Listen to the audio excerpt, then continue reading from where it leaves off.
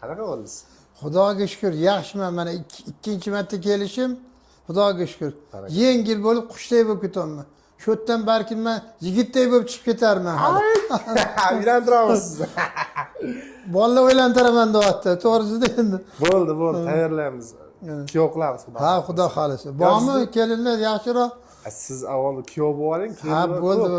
Xudo xolisa otday bo'lib chiqib ketaman hali. Ko'rmaganday bo'laman hali, Xudo xolisa. Hammasi yaxshi bo'ladi. Tan joningiz sog' bo'lsin, umringiz uzoq bo'lsin.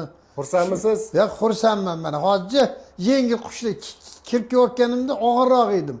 Mana hozir hali anaqalarni olgandaki, mulojanani olgandaki, mana hozir yaxshi yengil bo'lib qushday bo'lib turibman. Yoshingiz nechida?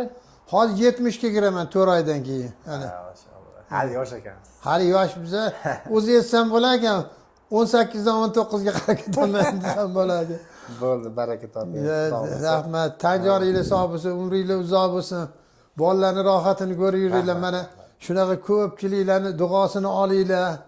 Alloh sizlarni ham mana katta kichkina hajliga yetkazsin. Borishni nasib etsin sizlarga ham. Amin. Borasizlar Xudo xolisa. Inshaalloh. Rahmat. Rahmat. Bo'ldimi? Bo'ldi. Ketavering.